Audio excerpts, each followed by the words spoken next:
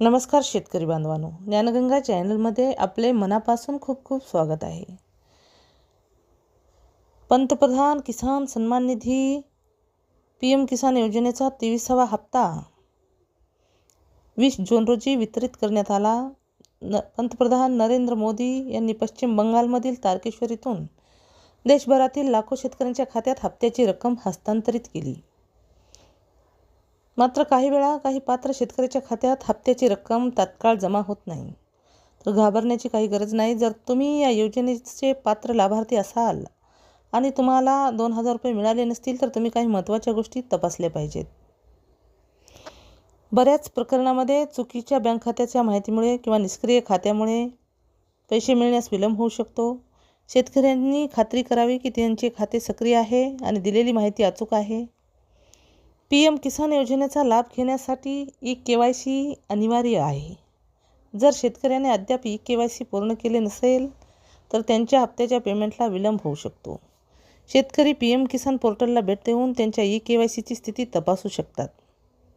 तुमचा आधार क्रमांक आणि बँक खाते क्रमांक यांच्यात तफावत असल्यास पेमेंटला विलंब होऊ शकतो।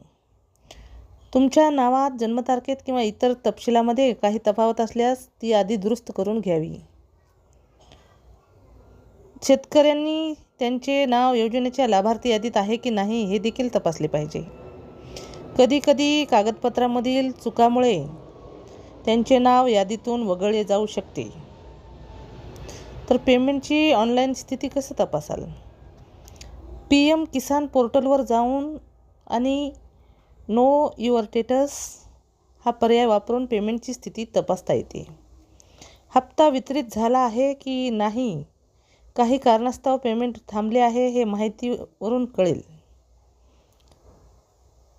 जर PM किसान योजनेचा 23वा हप्ता आला नसेल तर सर्व माहिती बरोबर असूनही खात्यात रक्कम जमा झाली नसल्यास शेतकरी योजनेच्या हेल्पलाईन नंबर आणि ईमेलद्वारे तक्रार नोंदवू शकतात। PM किसान हेल्पलाईन नंबर काय आहे? तर PM किसानचा हेल्पलाईन नंबर आहे 155261। टोल फ्री क्रमांक आहे 1800 11526। इतर हेल्पलाईन क्रमांक 01123381092। सरकार PM किसान योजनेचा निधी एकाच वेळी लाखो शेतकऱ्याच्या खात्यात हस्तांतरित करते। कधीकधी निधी सर्व खात्यामध्ये पोहोचायला काही तास किंवा 1-2 दिवस लागू शकतात। त्यामुळे पैसे मिळाल्यानंतर शेतकऱ्यांनी थोडा वेळ वाट पाहावी।